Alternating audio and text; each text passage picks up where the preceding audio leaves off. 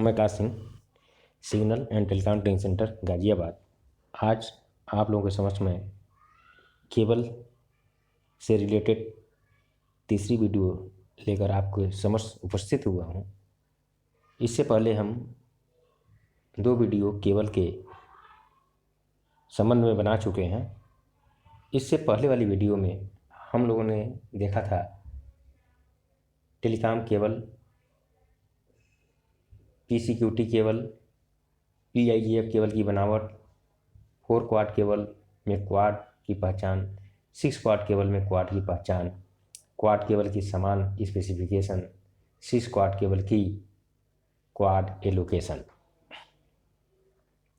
आज हम लोग इस वीडियो में जिस टॉपिक पे फोकस करेंगे वो है टेलीकॉम में प्रयोग होने वाली विभिन्न केबल, केबल में किए जाने वाले टेस्ट, 6 क्वाड केबल में लगने वाले जोड़, 6 क्वाड केबल फॉल्ट लोकेलाइजेशन, सावधानियाँ 6 क्वाड केबल की लेई।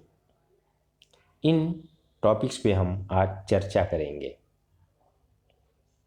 तो आइए सबसे पहले टेलीकॉम में प्रयोग होने वाली विभिन्न प्रकार के केबल तथा उनका उपयोग। पहला जो है पेपर PCUT। PCUT का जो नाम होता है paper code unit twin. Twin मतलब क्या? जोड़े के रूप में।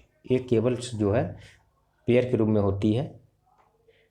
प्रयोग इसका कहाँ होता है? शहर में टेलीफोन एक्सचेंज से सब्सक्राइबर तक लोकल लूप के लिए आजकल इसका प्रयोग नहीं होता है। आजकल PCUT की जगह पर PIGF केबल प्रयोग की जाती है।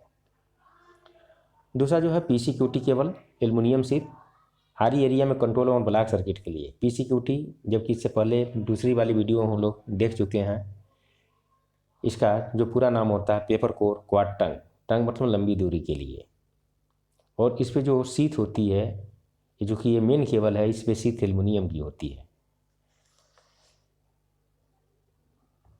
इसके बाद PCQT lead sheet, paper core quad टंग केबल लेड शीट, ये डेरिवेशन केबल होती है जिसपे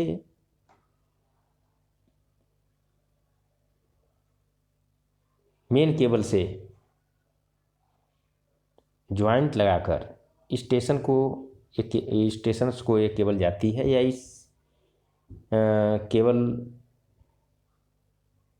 को इमरजेंसी सॉकेटों से मेन केबल को जोड़ने के लिए प्रयोग किया जाता है इस केबल का। तो ये केबल है डेरिवेशन केबल।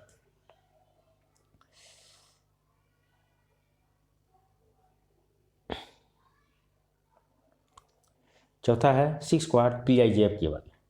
6 क्वाड मतलब जिसमें क्वाड की संख्या 6 हो और नंबर आप जो वायर हों 24 हों और नंबर आप पेयर कितने होंगे? 12 होंगे। आरी एरिया तथा नॉन आरी एरिया में कंट्रोल और ब्लॉक सर्किट के लिए तथा इसका प्रयोग डाटा सर्किट के लिए भी करते हैं। Paired PIGF cable, telephone exchange से सब्सक्राइबर तक लोकल लूप के लिए। पहले PCUT केबल प्रयोग करते थे, आजकल उसकी जगह क्या प्रयोग करते हैं? PIGF, polythene insulated jelly field cable. 6 number जो है coaxial cable, high speed data communication के लिए। हाई स्पीड डाटा कम्युनिकेशन के लिए कोएक्सियल केबल का प्रयोग करते हैं।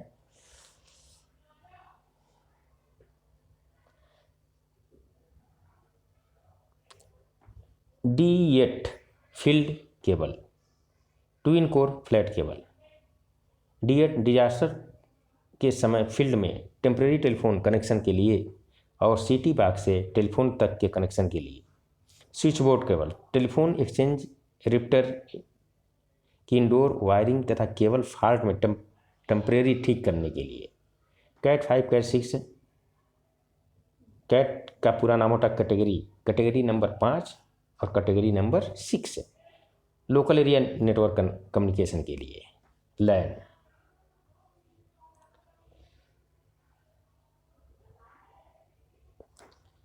केबल में जो अंडरग्राउंड केबल है, इसमें कौन कौन सी टेस्टिंग की जाती है?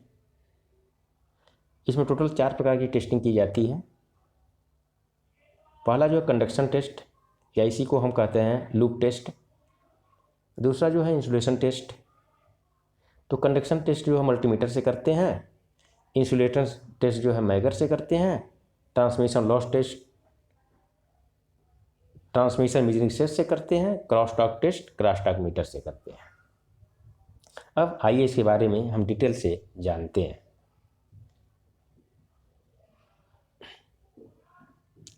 कंडक्शन टेस्ट केबल के एक सिरे पर पेयर के दोनों तार को लूप करते हैं तथा दूसरे सिरे पर मल्टीमीटर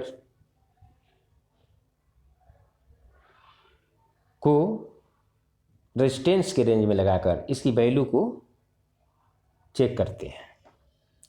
यह वैल्यू जो आती है यह ओम में आती है, क्योंकि रेजिस्टेंस का जो यूनिट होता है ओम होता है। अब थियोरेटिकल और प्रैक्टिकल वैल्यू में 5% से अधिक का अंतर नहीं आना चाहिए। मान लीजिए जो हम थियोरेटिकल जो वैल्यू है जो बुकों में लिखी हुई है और जो प्रैक्टिकली हम करके देख रहे हैं, इन दोनों में जो अंतर होना चाहिए 5% से अधिक का नहीं होना चाहिए। दूसरा जो है इंसुलेशन टेस्ट, यह टेस्ट मैगर से करते हैं। केबल के लिए 100 वोल्ट डीसी मैगर का प्रयोग करते हैं और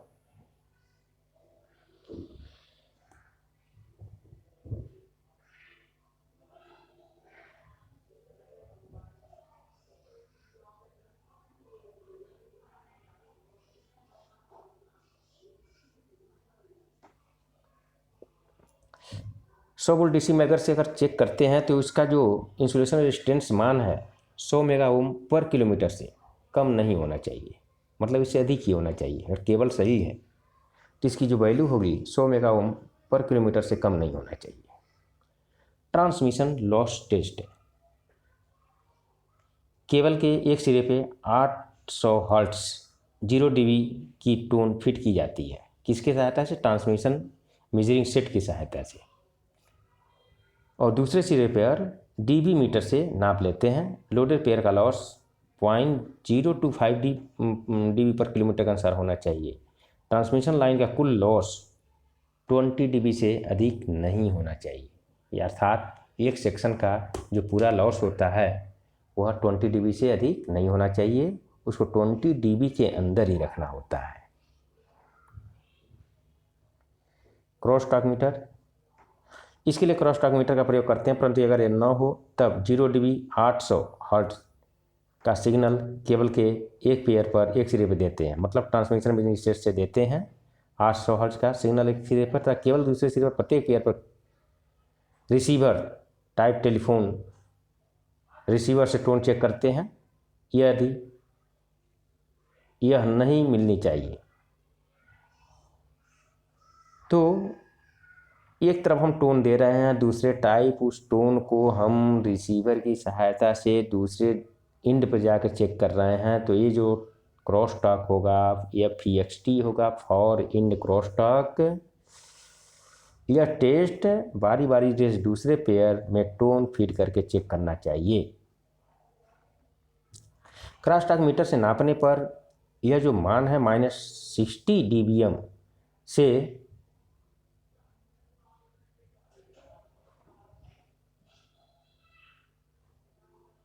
कम होना चाहिए। -60 dBm से क्या होना चाहिए? कम होना चाहिए।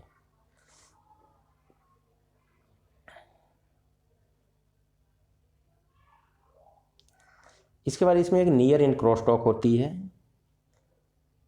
अब 0 dB 800 हर्ट्ज की हमने टोन दिया हुआ है DP में, और उसी DP में जहाँ पे हमने टोन दिया है उसी इंड पे हम चेक करते हैं तो जो कहलाती है नियर इन क्रॉस टॉक कहलाती है, और इसका जो मान होता है -65 dBm से कम नहीं होना चाहिए।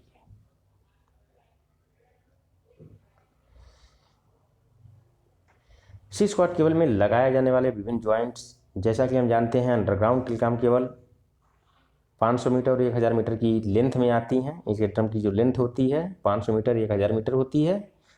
इसलिए ज़रूरत के अनुसार कम्युनिकेशन माध्यम की लंबाई बढ़ाने के लिए केबल में ज्वाइंट लगाना आवश्यक होता है, जो पूर्ण सावधानियों के साथ किया जाना चाहिए, क्योंकि केबल में लगने वाला एक भी खराब ज्वाइंट टोटल फेलियर का कारण बनता है। इसलिए ज्वाइंट परफेक्ट तथा स्पेसिफिकेशन के अनुसार ही लगना चाहिए। तो जो इसकी लेंथ होती है 6 वाट केबल की, इसकी ड्रम की, वो 500 मीटर में भी ड्रम आते हैं, 1000 मीटर में भी इसके ड्रम आते हैं। तो सेक्शन की लंबाई के अनुसार हमें उसमें ज्वाइंट लगाने की आवश्यकता पड़ती है। मान लो कोई सेक्शन 10 किलोमीटर है तो उसमें नंबर ऑफ ड्रम्स जो लगेंगे 1000 मीटर के 10 ड्रम लगेंगे, तो प्रत्येक ड्रम की लेंथ जहाँ समाप्त होगी वहाँ हमें ज्वाइंट लगानी पड़ती है। तो केबल में लगने वाले विभिन्न ज्वाइंट निम्न है। स्ट्रेट ज्वाइंट, जिसे नॉर्मल ज्वाइंट कहते हैं। नॉर्मल ज्वाइंट मतलब क्या कि केबल के एक क्वाड के एक तार को, एक सिरे की एक तार को, वायर को लिया और दूसरे सिरे के दूसरे वायर को लिया और स्ट्रेट रूप से नॉर्मल रूप से हमने उसको ट्विस्ट कर दिया, तो जो ज्वाइंट होगा वो जो है स्ट्रेट ज्वाइंट होगा। दूसरा जो है कंडेंसर ज्वाइंट। अगर उसके ज्वाइंटों के बीच में एक निश्चित वैल्यू का कंडेंसर लगा देते हैं तो ये जो होगा कंडेंसर ज्वाइंट होगा। क्रॉस टॉक कम करने के लिए किया जाता है इस ज्वाइंट को। और तीसरा जो है लोडिंग कॉइल ज्वाइंट।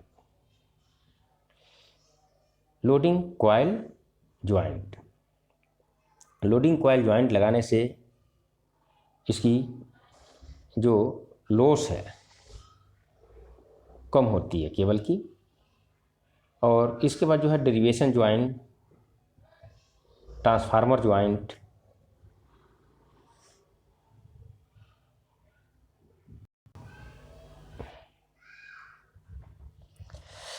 अब आइए विस्तार से जानते हैं straight joint, normal joint. Cable की लंबाई जरूरत अनुसार बढ़ाने के लिए 500 मीटर / 1000 मीटर के बाद लगाए जाने वाला ज्वाइंट से इस ज्वाइंट में सीधे तार से तार को जोड़ा जाता है। तो इस ज्वाइंट में जिसमें सीधे तार से तार को जोड़ा जाएगा उसे हम कहेंगे स्ट्रेट ज्वाइंट या नॉर्मल ज्वाइंट। इसके बाद आता है कंडेंसर ज्वाइंट, या लोडिंग सेक्शन के मध्य में लगाया जाने वाला ज्वाइंट है। इसमें कंडक्टरों के पैरेलल में ज़रूरत अनुसार कैपेसिटर सर्किट को बैलेंस करने के लिए जोड़े जाते हैं ताकि अनबैलेंस के कारण क्रॉस टॉक न बढ़े। यह प्रक्रिया बैलेंसिंग कहलाती है। मतलब क्रॉस टॉक को कम करने के लिए जो ज्वाइंट लगाई जाएगी, तो अगर उस ज्वाइंटों के बीच में कंडेंसर लगा दिया जाए तो इससे क्या होगा, क्रॉस टॉक कम हो जाएगा सर्किटों को बैलेंस करने के लिए।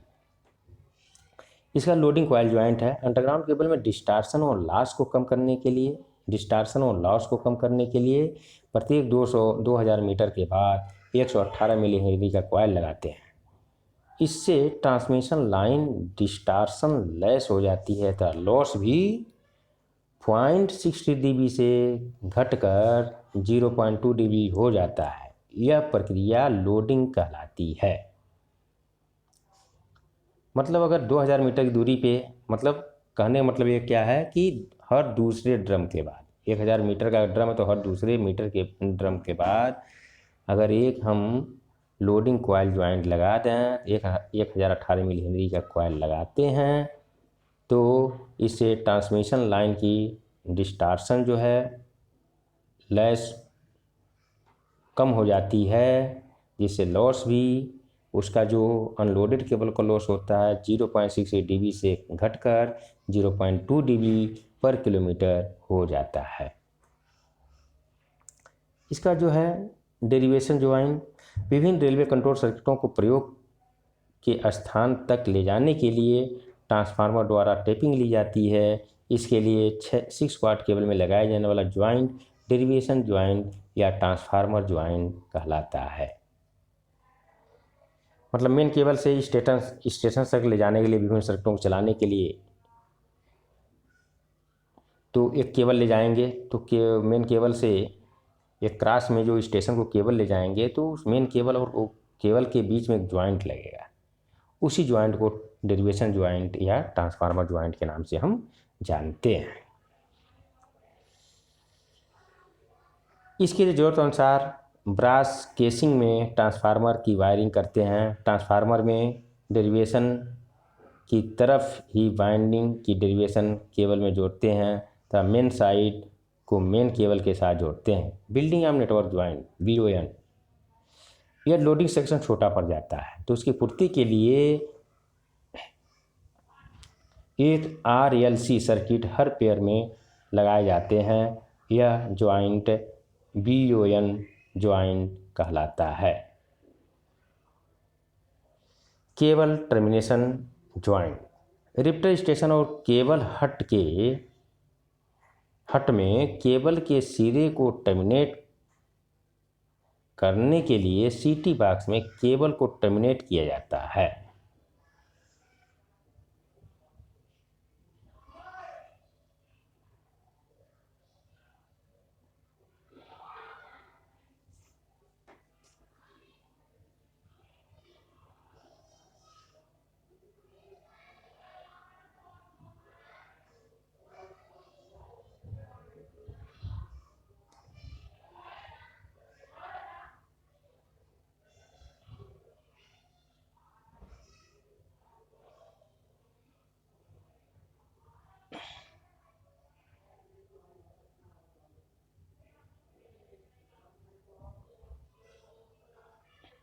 Six quad cable fault localisation and rectification.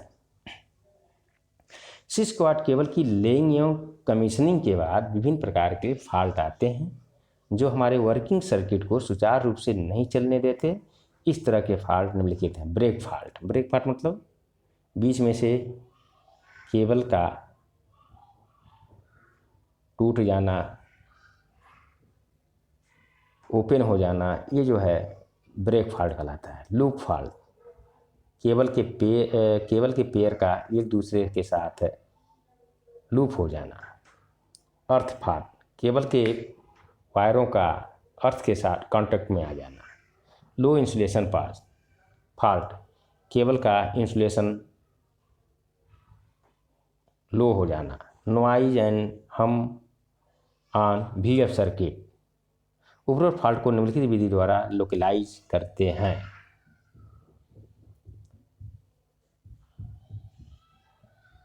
पहला जो है कन्वेंशनल मेथड, दूसरा नियरेस्ट पॉइंट टू लोकेलाइजेशन के ज्वाइंट को ऑपरेट करना। तो पहला हम देखते हैं। तीसरा जो है स्पॉट लोकेशन और चौथा जो है cable fault locator. 6 quad cable fault and localisation type of fault. Break fault, conductor की कंटिन्यूटी लूप रेजिस्टेंस टेस्ट करके इस फॉल्ट को पता करते हैं। इस टेस्ट में को कंडक्शन टेस्ट कहते हैं। लूप फॉल्ट, इसको कॉन्टेक्ट फॉल्ट भी कहते हैं। पेयर के कंडक्टर का लूप रेजिस्टेंस नाप इसका पता करते हैं। मतलब किससे करेंगे? मल्टीमीटर से करेंगे। अर्थ फॉल्ट, प्रत्येक कंडक्टर का इंसुलेशन रेजिस्टेंस अर्थ एवं पेयर के कंडक्टर के बीच नाप कर करते हैं। लो इंसुलेशन फॉल्ट, प्रत्येक कंडक्टर का इंसुलेशन रेजिस्टेंस अर्थ एवं पेयर के कंडक्टर के बीच रीडिंग लेकर करते हैं। तो ये जो तीसरा नंबर और चौथा नंबर जो फॉल्ट का पता करना होता है, तो इसके लिए हम 100 वोल्ट मेजर का प्रयोग करेंगे। पांचवा नंबर जो है नॉइज एंड हम ऑन VF सर्किट। यह fault RE non RE area दोनों में होता है। इसको ढूंढने में ज़्यादा समय एवं स्टाफ कोऑर्डिनेशन की ज़रूरत होती है। इसको पता करने के लिए सेक्शन लोकेट करके डिसकनेक्शन टेस्ट के द्वारा फॉल्ट के स्थान को पकड़ते हैं। यानी नॉइज और हम मतलब इसमें क्या है, सेक्शन को डिसकनेक्ट करते हैं कि मान लीजिए 10 स्टेशन हैं उस सेक्शन में, तो या तो 20 से किस स्टेशन को हम डिस्कनेक्ट करके देख लेंगे कि यहाँ नहीं है। इसी तरह बारी सेक्शन को आइसोलेट कर करके हम देखते हैं कि किस सेक्शन से ये नॉइज आ रहा है। तो इस प्रकार डिस्कनेक्ट करके हम पता कर सकते हैं कि किस सेक्शन से वो नॉइज आ रहा है। इसके बाद उस सेक्शन में हम ऑपरेशन शुरू कर देते हैं। सावधानियाँ, सभी वर्किंग सर्किट एवं पावर सप्लाई को केबल के दोनों सिरों से डिस्कनेक्ट कर देना चाहिए। मतलब जब हम ये सब टेस्टिंग कर रहे हैं तो उस समय ये सावधानी रखना है कि जितने पावर सप्लाई हैं या जो भी और की सर्किट उस पेयर पे चल रहा है केबल पे, तो उसको सबसे पहले डिस्कनेक्ट करना चाहिए। केबल टेस्ट करने के पहले दोनों सिरे पे मैग्नेटो टेलीफोन या VHF कम्युनिकेशन होना चाहिए।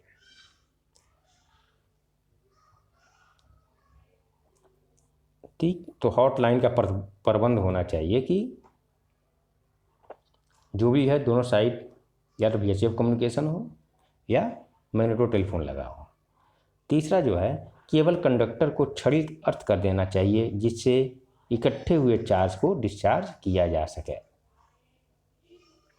केबल में जो कंडक्टर हैं उनको कुछ समय के लिए क्षणिक अर्थ कर देना चाहिए जिससे इकट्ठे हुए चार्ज क्या हो सके, डिस्चार्ज हो। कंडक्टर और इंसुलेटिंग पार्ट को साफ और सूखा रखना चाहिए।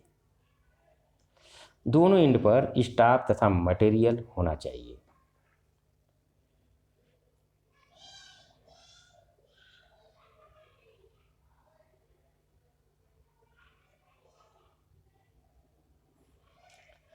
Six quad cable laying.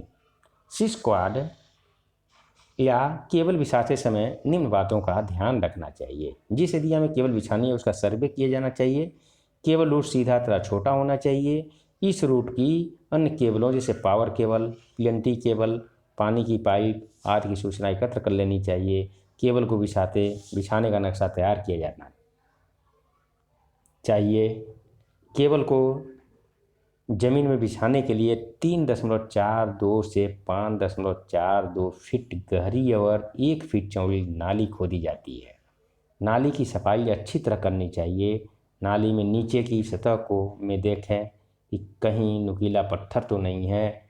गड्ढे में पहले 4 या 6 इंच की मुलायम मिट्टी या बालू का गड्ढा बनाने के बाद उस पर केबल डालनी चाहिए।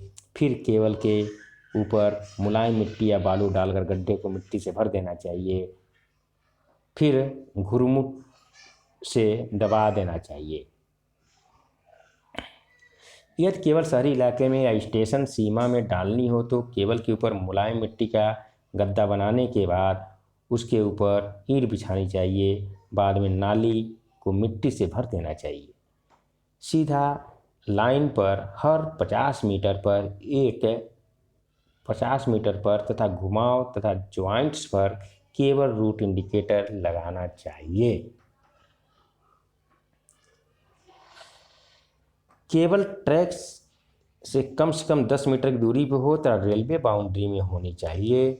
शहर में एक्सचेंज केबल का रूट सड़क के किनारे समुचित स्थान पर होनी चाहिए। दूरसंचार केबल अन्य केबलों के साथ साथ नहीं डालनी चाहिए। इनमें कम से कम 1 मीटर का फासला होना चाहिए। यदि ऐसा संभव न हो तो दोनों केबलों के बीच ईंट की दीवार बनानी चाहिए। टेलीकॉम केबल डालते समय यह ध्यान रखें कि कम से कम सड़क, रेल लाइन, पानी का पाइप, नाला, पुल आदि न पड़े और इन सब को पार करना भी पड़े तो निम्न सावधानियां ध्यान में रखें। सड़क पार करने में ACC पाइप में से केबल को ले जाएं। रेलवे लाइन पार करने के लिए RCC पाइप का प्रयोग करें।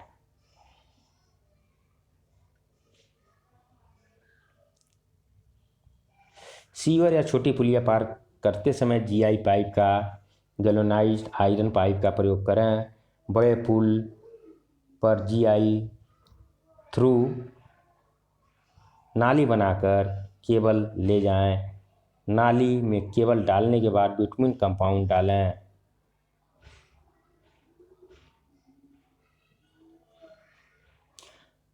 पानी के पाइप या पावर केबल पार करते समय टेलीकॉम केबल को इनके नीचे से ले जाना चाहिए। यहाँ पर भी ACC या RCC पाइप का प्रयोग करें।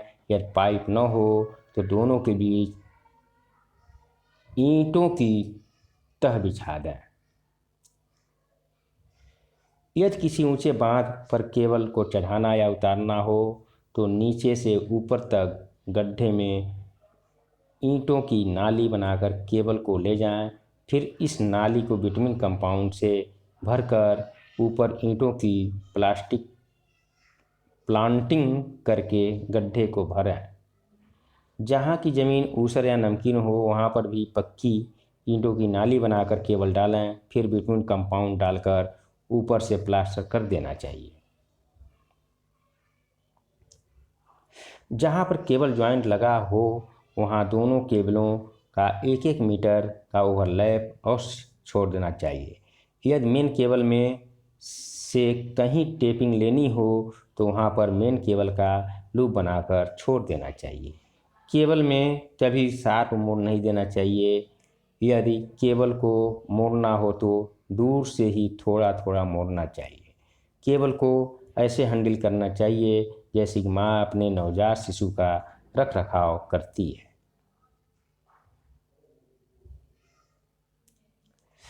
केबल ड्रम को जैक तथा एक्सिल के द्वारा ऊपर उठाकर ड्रम को घुमाना चाहिए, तब ड्रम पर से केबल को निकाल लें।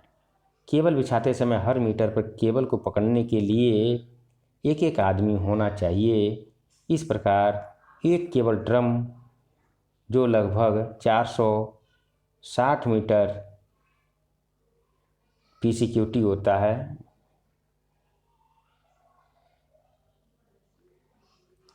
है को बिछाते समय 153 आदमियों की आवश्यकता होती है। केबल को निकालते समय यह ध्यान रखें कि केबल को ज़बरदस्ती न खींचें और केबल में मरोड़ न पड़ने पाए। केबल डालने के बाद केबल रूट प्लान बनाकर मेंटेनेंस स्टाफ को दे देना चाहिए। आरी एरिया में केबल बिछाते समय निम्न बातों का ध्यान रखें। केबल ट्रैक से कम 5.75 मीटर दूर हो और रेलवे बाउंड्री में हो। यदि इतनी जगह न हो तो 1 मीटर से तो बिल्कुल कम न हो और उतनी दूरी तक केबल को RCC पाइप में ले जाएं। यदि रास्ते में railway traction sub station RTSS पड़े तो केबल को ट्रैक के विपरीत दिशा में ले जाएं। यदि मजबूरी में RTSS साइड से ही केबल ले जानी पड़े तो RTSS बाउंड्री से कम 1 मीटर पर केबल को ले जाएं। RTSS बाउंड्री के दोनों तरफ 300 मीटर तक केबल को RCC पाइप में ले जाएं। यदि रास्ते में SSP सब सेक्शनिंग पोस्ट पड़े तब ट्रैक के विपरीत तरफ केबल ले जाएं। यदि ऐसा संभव न हो तो SSP बाउंड्री से 5 मीटर दूरी पर केबल बिछाएं तथा SSP के दोनों तरफ केबल को 300 मीटर तक RCC पाइप में ले जाएं। केबल का शीथ और आर्मर हर जोड़ पर तथा सिरों पर अर्थ कर देना चाहिए। ऐसा करने से केबल पर इंडक्शन प्रभाव कम हो जाता है।